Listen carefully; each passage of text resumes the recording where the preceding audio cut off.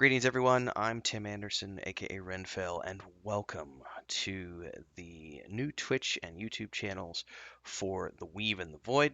If this is your first time tuning in, you might be wondering what this is. So, before we dive into the actual content of today's video, let's give you a quick primer. The Weave in the Void was previously codenamed Project Drummond, and it's something that myself, my brother Joey Anderson, and my wife Christina Barrios have been working on since March of 2021. It is a three-part project which combines a 5th edition tabletop setting and campaign modules, as well as a point-and-click adventure game in the vein of the old King's Quest, Space Quest, and Quest for Glory games, along with a novelization which kind of harkens back to the Dragonlance novels or Forgotten Realms novels. And much like the Dragonlance novels, the books have chapter art included with each chapter from my wife, Chris. And previously, we did over 100 videos on my personal YouTube channel, but now that we've moved everything over to the Weave and the Void and the actual branding has been launched, we're doing some new and exciting things, starting with a live read through of the first 3 chapters in the novelization. All of these chapters can be found over at Patreon. Everything we're doing on this project is done through Patreon. You can also join our Discord if you want to hang out with our community. All the links to the Patreon and the Discord are down below. Without further ado, we're going to dive in and read the first chapter from the first book, which ties into the campaign Escape from Parthana, which is the first campaign module of the tabletop setting that we have, and it also ties into the point-and-click adventure game that we're working on. Again, all of this is woven together. It's 3 parts in one, a holy trinity, if you will. Without further ado, let's dive in and read Chapter 1 of Book 1. If you are watching this in Twitch, the link to this story is going to be in the chat window in the sidebar. And if you're watching this on YouTube after the fact, links are below to the actual chapter if you want to go read it on your own or read along as we do this. Let me move this window over here. All right. The breeze blowing in from the bay was barely enough to cool the sweat beading on Gerald Brindle's forehead. He sighed for the 10th time as he wiped it from his forehead with a dampened sleeve and cursed these hot spring mornings and ridiculous church requirements and paperwork. Look, I already told you, you're missing the proper stamp. He pointed with a calloused finger at the section of the document in question. He pushed it back across the top of the wooden desk, the once rough boards as smooth as polished glass from years of repeated use, and went back to scanning the documents from the Serpent's Tooth, which had just docked this morning and was currently unloading her wares. Every ship docking in Parthana needs an origin stamp. Yours is missing. A moment of silence, followed by the figure in front of his desk lightly clearing her throat. Gerald sighed for the 15th time this morning and leaned back in his chair, the wood creaking slightly beneath his movement. She was a pretty enough thing for a sea elf, her auburn locks pulled back in a loose tail and her green eyes watching him closely, but looks didn't matter to him. He wasn't about to risk getting fined by the church for failing to adhere to their requirements. Not again, in any case. He wasn't a young buck to be swayed by a sweet smile. An exception, perhaps? The heavy clink of gold coins in the leather pouch as she tossed on his desk was unmistakable. He narrowed his eyes and leaned forward, his gnarled hand pulling the pouch closer to him as he gauged its weight. That smile of hers was tilted a little bit to the right, a slight scar on her cheek pulling in that direction. He weighed the purse in his hand for a few breaths, then took a long, casual look behind her, towards the small sloop she was referring to. Well, what no one saw wasn't anyone's business. Where are you coming from? He deposited the purse into a drawer on the right side of his desk, then opened another drawer on the same side that housed the secret compartment for his origin stamps, of which he was officially only supposed to have the one for Parthana herself, but an industrious man such as himself would be remiss if he did not have an assorted collection, for times such as these, of course. Forkland. He snorted as he jerked his head in the direction of her sloop where it was docked.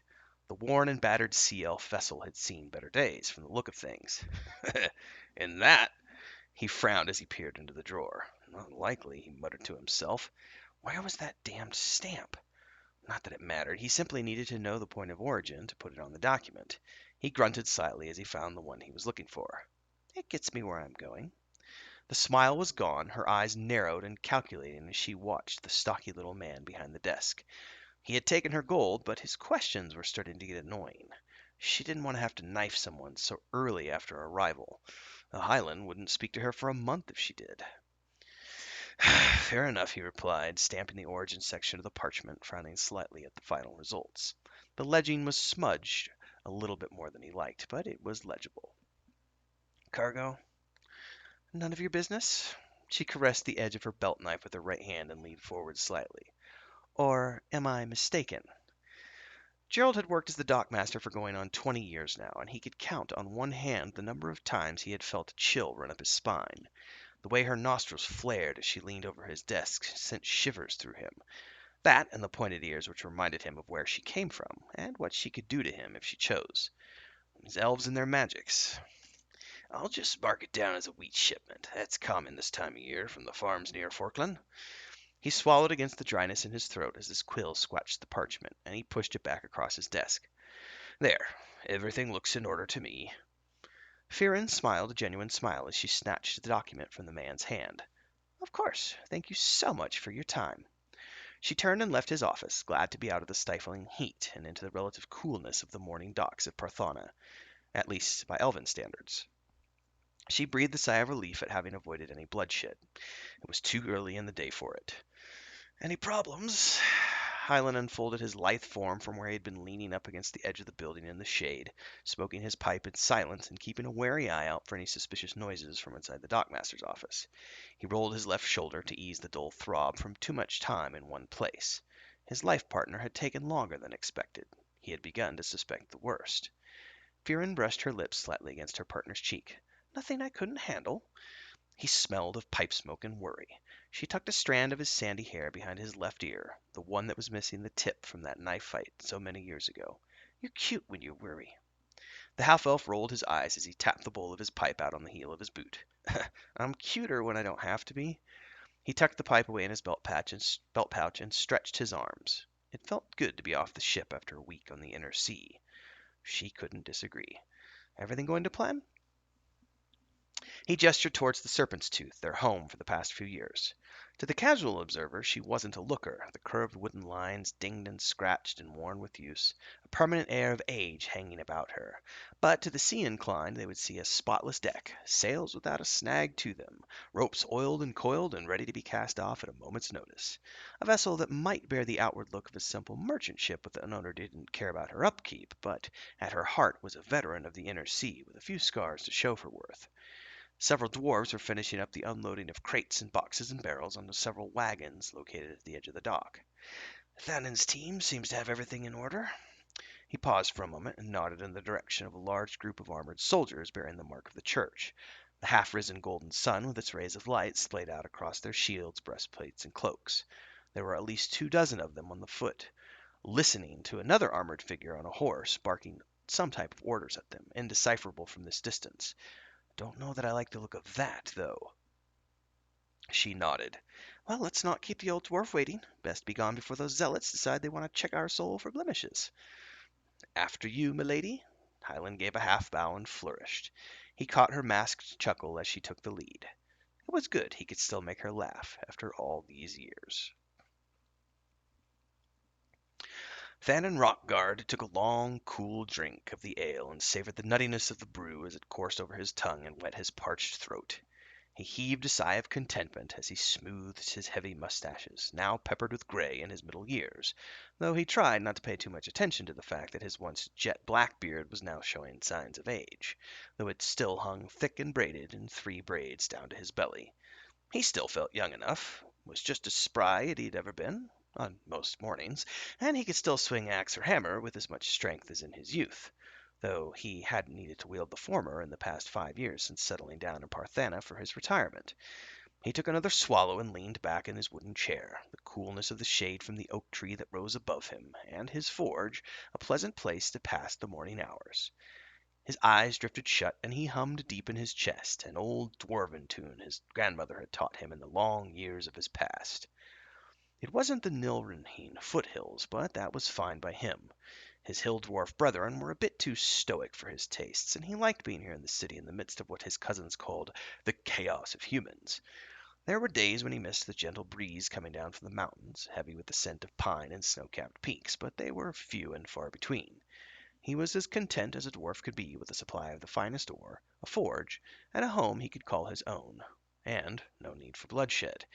Those days were long behind him. Something brushed against the tip of his nose, and he snorted, his eyes cracking open slightly. It was too early in the spring for flies to be buzzing about, wasn't it? He blinked and opened his eyes wider, trying to find the culprit. Nothing. Perhaps just a bit of dust on the morning breeze. He took another long swallow and closed his eyes again, the old song of his grandmother thrumming to his lips once again. A moment later, and whatever it was brushed against his lips, interrupting his reverie. He jolted upright, sputtering and spitting. He heard it then, the buzzing, unmistakable, had to be a fly. But what had drawn it here? He kept his forge in pristine state, not a speck of dust or grime anywhere, and there weren't any chickens or goats to draw them in, at least not on his parcel of land. His neighbor, Kryn, 2 doors down, kept a few small animals.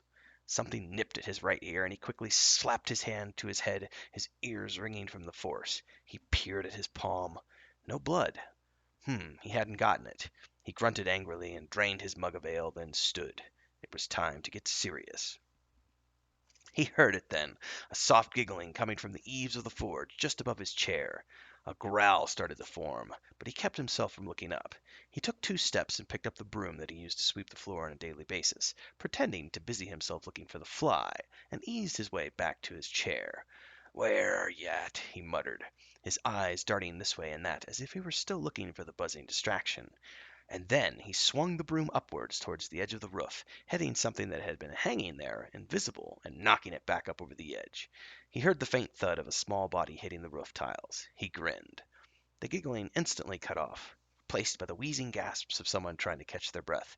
"Damn you, Thanon!" a voice called out, and then she came fluttering into view, those gray-purple wings of hers beating away as she hovered over his chair. Althea's brunette hair was in disarray from where his broom had caught her unawares, and the way her fists were balled up against her hips caused him to guffaw. "It's not funny," she retorted. He laughed even harder, leaning on the broom hard enough that it started to bend beneath his weight. He caught himself just in time and slapped a hand against his thigh.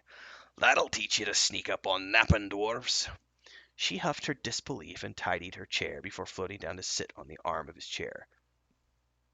"It used to be easier to trick you." Her frown quickly changed and she bounced slightly as she sat, clearly excited about something. "Guess who's in town?" Thanon leaned his broom up against one of the wooden pillars that supported the roof above his open forge and shook his head, feigning ignorance. "I've received no letters." The brownie squinted up at him with her piercing blue eyes. "I know that's not true." Her eyes opened wide then and she covered her hand with her mouth. That is to say, what do you mean you haven't received any letters?" "Rummaging around my mail again, were you?" Thanon gave her a mock glare out of his right eye. It was hard to be mad at her, given her nature. Brownies were naturally curious, and didn't have the same view of personal boundaries as most of the other races. To some they were an annoyance, but he had known Althea since she was a podling, a sister of sorts under the tutelage of their foster mother, the high elf Leanna, who was running late now that he thought about it. "But yes, Fearon and Hylan are here, if that's who you're referring to. My men are at the docks now, helping them unload." She frowned, momentarily upset. She'd wanted to surprise him, but just as quickly she pursed her lips and tilted her head. He wouldn't know this secret. "Bet you don't know about the quarantines." It was Thanon's turn to frown, his dwarven features creasing. "What now?" Her lips curled upwards into a smug smile. See, she was smarter than the old dwarf. She spent a moment reveling in the sensation before the words came bubbling out. "The church soldiers, paladins and templars and the like, they've started setting up quarantine roadblocks out of the docks." Thanon felt his eyebrows creeping up his forehead of their own accord. "What?" He didn't want any trouble with the clergy, and his men were bringing back several wagon loads of goods from Fearon's ship. Goods that he didn't exactly want inspected by representatives of the Church of the Elder Ways, or he'd be paying his weight in import taxes. "When did this happen?" Althea scrunched up her nose as she thought. This morning, I think. I was keeping an eye on the docks just to make sure Fearon and Halen arrived safely." Thanon's heart began to race. This was the last thing he needed. He scrambled for his jacket, his nap long forgotten. "Come on, I need to know where my wagons are." Relax. Alpheus stood up on the arm of his napping chair and yawned. They all got out before the blockade was in place. That's what I was coming to tell you. Her voice took on a smug tone again. No news is faster than Alpheus news. She fluttered her wings for effect. He took a deep breath as he stood there, jacket half pulled over one arm, and resisted the urge to strangle her. Leanna would shave his beard.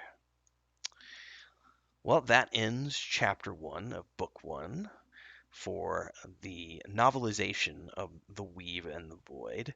Chapters are published twice a month on Thursdays over at our Patreon page and come with artwork from Christina.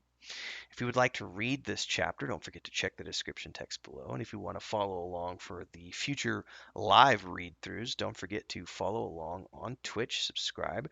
And if you're going to watch them later on because you can't make it to the live ones, don't forget to subscribe on YouTube and hit that bell icon so you get updates for all the future content. And of course, don't forget, check out the links to the Patreon below as well as the Discord. You can come hang out with our community and join us there where everything gets posted on a regular basis. Hopefully you enjoyed. I will see everybody in the next episode. Stay tuned. Until next time.